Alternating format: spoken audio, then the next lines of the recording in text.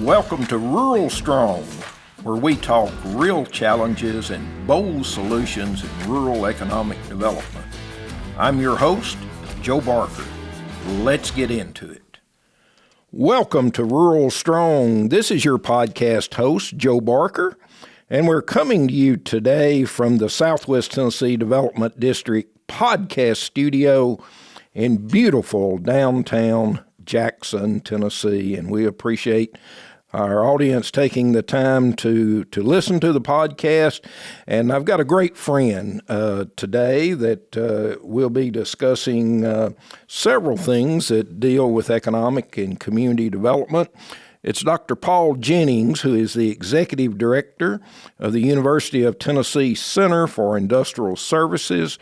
Paul has over 40 years of experience in higher education and economic development, having led UTCIS since 2009. And Paul, welcome to RuralStrong. Thanks, Joe. It's glad to be here. I appreciate you asking me. Well, you know, UT is a great partner with our business communities, with our cities, and with our counties, and they have several divisions that work with these organizations. Why don't you tell our audience about UTCIS and what your focus is? Sure. Joe, UTCIS has been around for a long time. The Center for Industrial Services was established in 1963.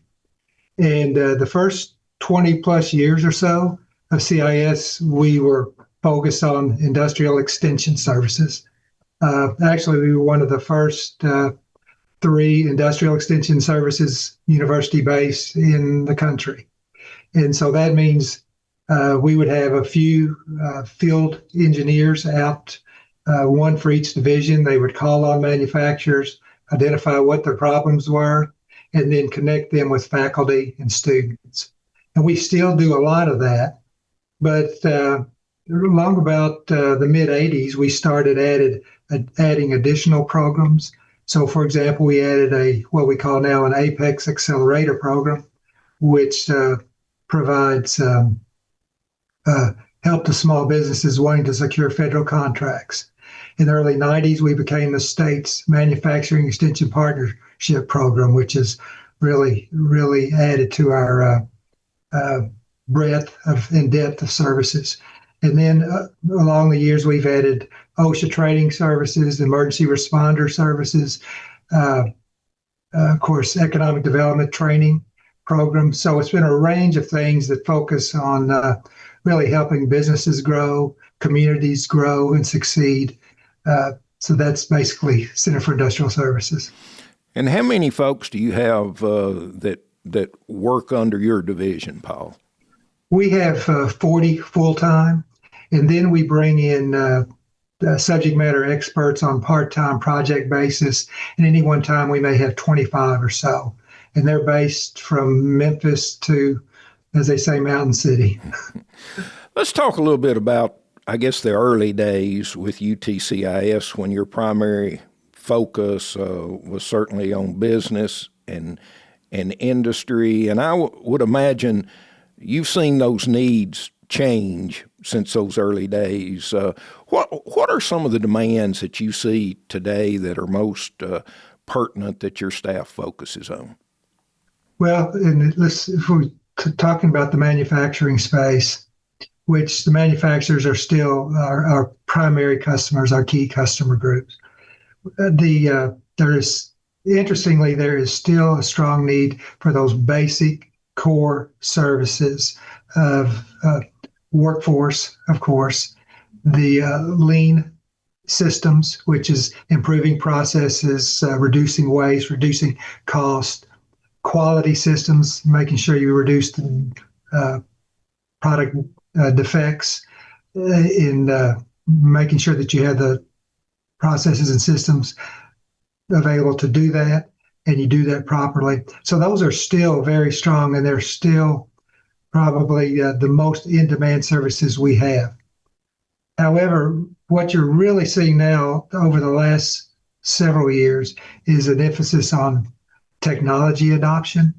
And so we have gotten very serious about automation, helping manufacturers adopt robots and cobots and sensors and those types of things. Also, cybersecurity is a big issue.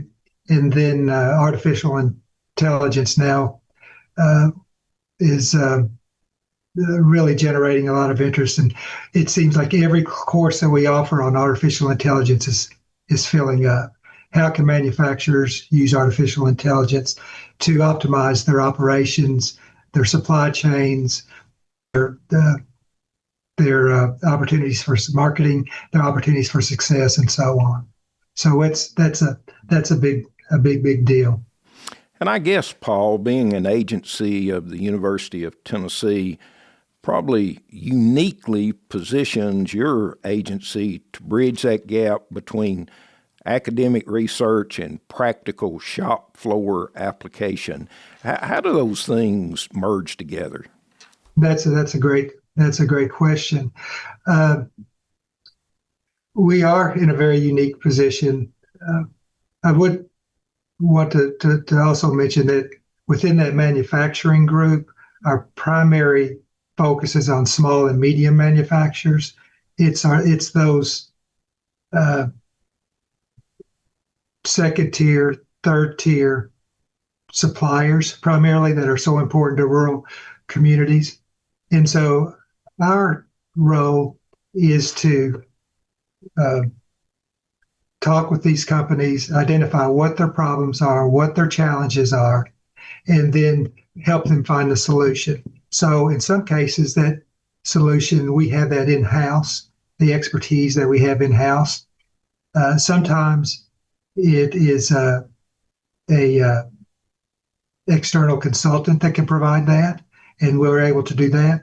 But then sometimes it's the university, and it may be university faculty with a particular research interest or public service interest that we can bring in to solve the problem.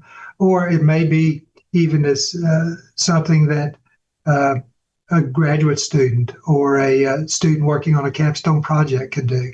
So we provide that link between the communities and the university. So we make it our business to not only understand what the needs are of the company, of our customer, but we also want to make sure that we understand what capabilities the university has in the range of manufacturing and business expertise. Paul, with the UT flagship university located in East Tennessee, are you able to provide those services all across the state, even as I know you mentioned from Memphis to Mountain City, but are you able to integrate those services to those rural West Tennessee companies that would like to work with you? Yes, we do quite a bit of work in West Tennessee throughout the state. As a matter of fact, we have team members based in Jackson and in Memphis. We also, of course, in Nashville, and then, of course, in East Tennessee as well. So, with those full-time people, we also have a number of part-time, project-oriented folks who have expertise in manufacturing, and we're able to address their particular problems as well. So we are statewide. I was looking last week, and so far we've been in 90 counties across the state. We want to reach all 95 every year, but so far this year we've been in 95 counties. So that's one of our big metrics, is we want to make sure that we are present, active in every county in the state. Paul, we have a national audience. Is what UT does for small manufacturing, is that common for universities across the nation? Is there a consortium of universities that get together and talk about best practices? Yeah, there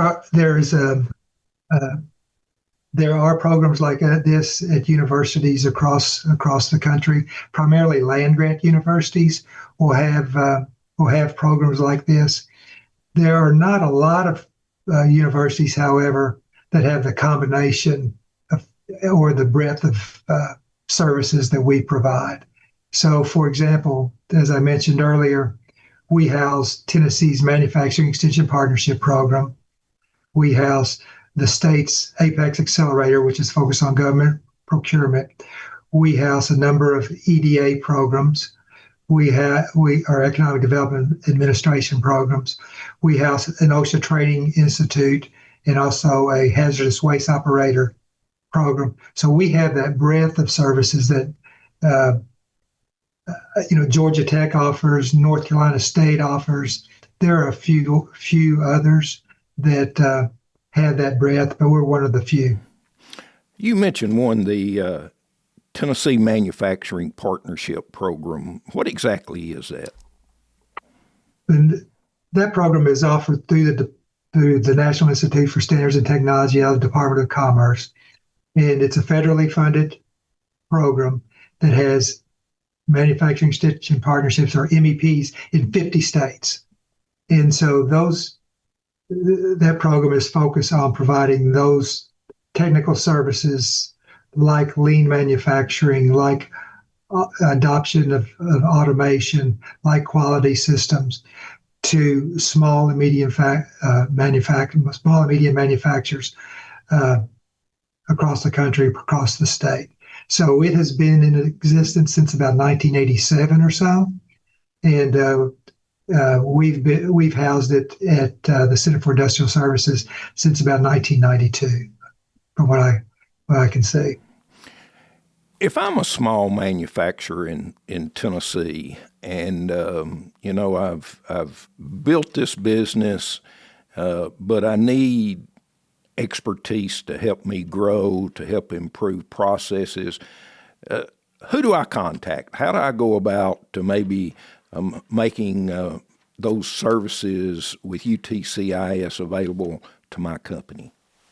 Well, each region has solution consultants, so they can go to our website at cis.tennessee.edu and find the right contact, or they can free to contact me, and we can put them in touch with the right person. We are accessible. We want to work with small manufacturers, and we'll make sure that we get someone out to your plant and talk to you about the challenges and problems that you have, the opportunities that you have, and then we can work with you to design the right program, the right projects that will help you get to where you want to go. Really, our basic mission, Joe, in every case is we help our customers achieve their goals. So we want to find out what their goals are. Sometimes we can do that through conversations. Sometimes we do formal assessments, depending on where the company is.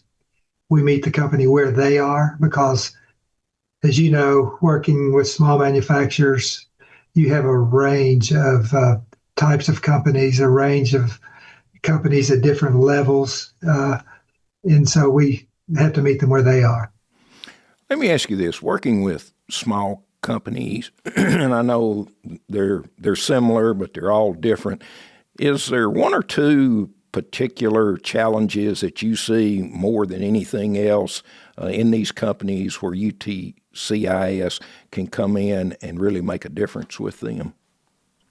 There are. I think, we all talk about workforce now, and anytime you bring a group of employers together and ask about their problems, they talk about workforce. And there are a couple of things that we bring to the table there. One, I think it's important to know that our customers, when we talk about our customers, we're talking about the organization. So we're talking about the company, the manufacturer.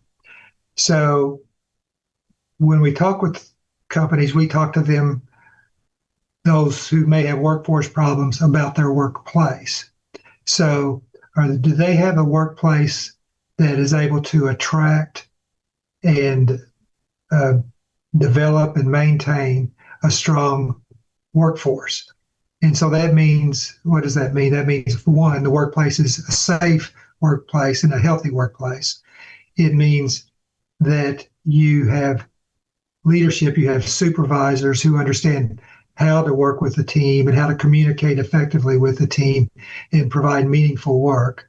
And you have systems in place, lean systems and quality systems where, your hair's not on fire every day and you're able to do good work. So we want to work with the companies first and foremost to make sure that they have a strong workplace. And then from there, we can define what their particular needs are with regard to training and onboarding. And sometimes that's what we do. Sometimes we find that it's the case that a TCAT, Tennessee College of Applied Technology, or a community college, there are some things that they are more equipped to do than us, and then we'll make that pass off there as well. So workforce is a huge thing. I think as I mentioned, there are a lot of things that manufacturers are looking at right now because it's an extremely turbulent period, and we expect it to be turbulent moving forward with technology changes and global competition. I think it will always be that. Again, workforce, I think then we go into the technology is a concern. And you have to think, if you go to see a major automotive manufacturer, the level of automation is just amazing. And it's very, very it's very, very impressive when you go on those tours. But some of the companies that we're working with, they're trying to think, can I incorporate a robot into our line? How do I do that? How's it going to affect, what type of investment will it take? How is it going to affect our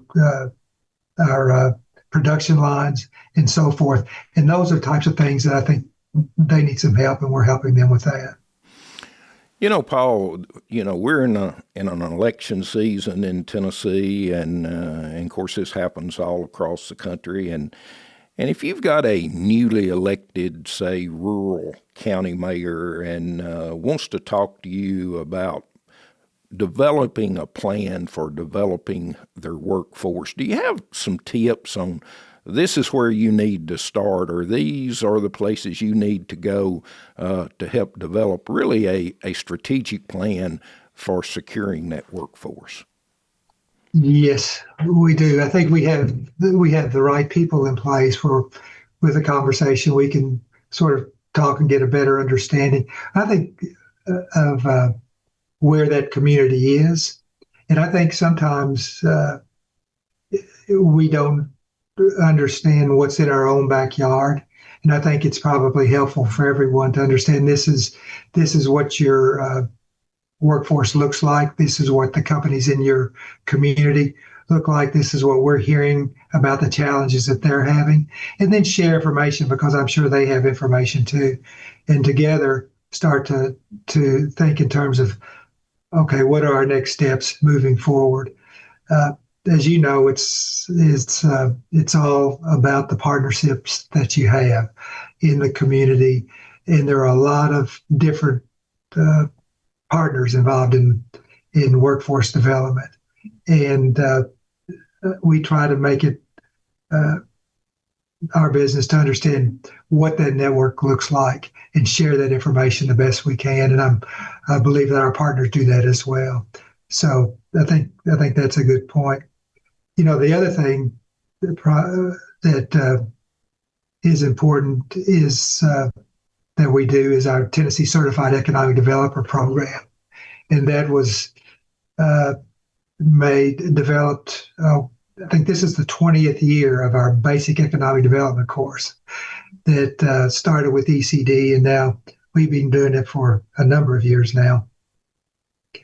And that provides the basic overview of economic development. And you've been an instructor in that for several times, I think, on several occasions. Well, and I do want to point out one thing. It gets forgotten in the shuffle because it has been a while ago. But do you remember that the very first Tennessee Basic Economic Development course was actually sponsored by an organization called Tennessee Tomorrow. That's right. That's where it began, and I was actually executive director of that organization at the time.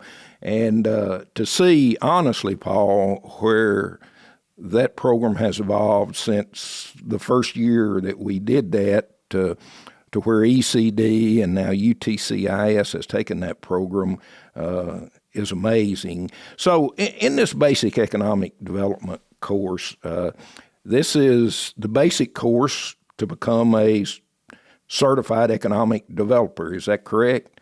That's correct. And that's a 4-day course, always held in Nashville. And then in addition to that, there are 8 additional courses, like a half a day type course, half a day, full day type course that people have to take. And then there's a capstone project. And then that gets you to the Tennessee Certified Economic Developer.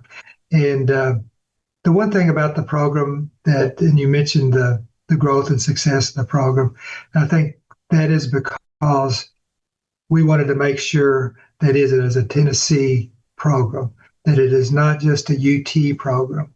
And you can see by all of the various partners who are involved has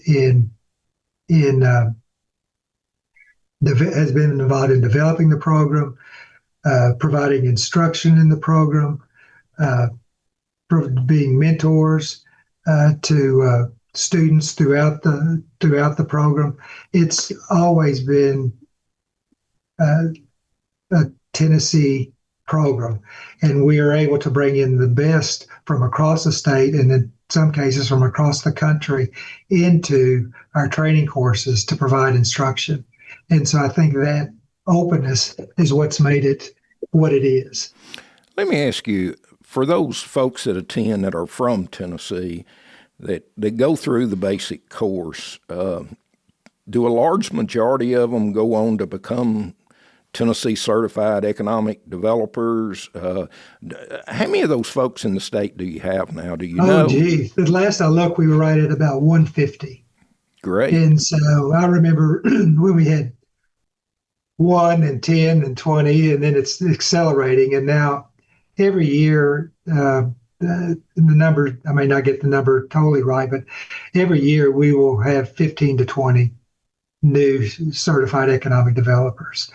And, we've been able, and you've been involved in this and supportive of this as well, and in helping us build the Philip Tronick Memorial Scholarship for rural leadership. And I think right now we're doing several scholarships out of that fund that, again, all of these supporters across Tennessee have participated into building that. We're able to do this. And so it's really, really impressive, and it's quite touching to see the level of support that the economic development community has provided for that and for the total program. And I know, Paul, that the basic economic development course that is offered in Tennessee really has a great reputation, and you actually attract people from other states that will come and actually go through the course here to get them started on their particular path to becoming a certified economic developer. Yeah, that's been pretty cool. Tennesseans get the first priority in the first seats, but we are getting people from all over the country now. Usually, anywhere from 3 to 7 or so from across the country coming in to take the course. So we're getting quite a reputation, and I think that speaks well for our state, people wanting to come into our state to understand this is how we do economic development. And I feel good about that. Well, and Nashville is a pretty attractive place to have this course. So, people can gather in Nashville, not only get educated in economic and community development, but can see the sights of downtown Nashville also. Yeah, we The conference site is a hotel, I think, about 2 blocks from Broadway. So there you go. Yeah, I know that as an instructor, I'm always on the last day, and I'm not so sure if those folks are as energetic, Paul, on the last day as they are on the first day. But Yeah. it's hard to do that in Nashville. Let's go back just a second. Something I want to talk to you on when you were talking about workforce. With your experience and looking into your crystal ball, we always hear when we talk about AI, how it's going to replace so many jobs, and that we've really got a challenge, particularly for people that are coming through the education system now, getting degrees. What's your thoughts on that? I think that we're at an interesting place where the digital is meeting the physical worlds. And so you're going to see a great deal of turbulence in the workforce as some jobs, the demand for some jobs declines and disappears. Other jobs are going to, of course, increase. And so it's hard to understand exactly where that is going, but I think it's pretty clear that we're going to have to continue to develop digital skills, and more importantly, we're going to have to continually develop those critical skills of team building, working together, understanding just the human side of business, the human side of economic development. And I think that's going to be critical. But there's no doubt that we're facing a turbulent time. And my biggest concern and my biggest, the thing that I think about a lot is how do we move forward into this world together and that we don't leave people behind. I think that when you do that, you damage your communities, you damage ultimately our democracy and just the way the great things that we have in our country. So that's important that we were able to move forward together. Well, and we talk a lot about artificial intelligence, and I never go to a conference in today's world that probably half the conference isn't focused on AI. And I spoke to a group the other day, Paul, and I said, but let's not forget the other AI, and that is actual intelligence.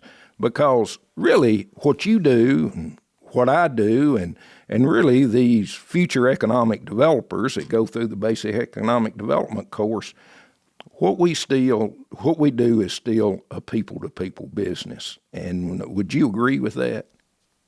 Yeah, I do, and I think that's we have to remember that, and we have to remember that our business is people to people, and that the work we do is about helping people. We talk about, so for example, we work with hundreds of companies every year. We work in so many communities every year, but every business is a family, and that family has children, and that family is made of people. So we're affecting people's lives every day. And I think I keep that in mind as I do my work. We start just to keep focus, and that's why what we do is important. And that's why ultimately you're right. It is a people-to-people business. You cannot get away from it, and I sure hope we never do. Well, our guest today has been Dr. Paul Jennings, really who has done a fantastic job with the UT Center for Industrial Services, and we've talked about all the different programs you're involved in, Paul. And we're out of time on this segment, but I'd love to come back with you sometime and maybe pick another subject that we could expand on a little bit more that UTCIS is involved with. If we have a listener out there that wants to find out more about UTCIS, I'm sure that there's a website that they can go to find out more about your agency. Yeah, that's right. It's cis.tennessee.edu. You can go there, or if you just wanted to email me, it's paul.jennings@tennessee.edu. I'd love to hear from you. And Joe, I just want to thank you again for your support and interest in the Center for Industrial Services. You've been a great advocate for our work and for particularly our Tennessee Certified Economic Developer Program in all aspects. So we really appreciate you. Well, thank you for giving me the opportunity. As you said earlier, it's all about collaboration and partnerships. Our guest today has been Dr. Paul Jennings. We always welcome your feedback, so you can reach us at ruralstrong@gmail.com. This is Joe Barker. Thanks for listening. Thanks for joining us on Rural Strong. If you found this helpful, share it and follow the show for more insights from rural leaders making a real difference. Until next time, stay rural strong.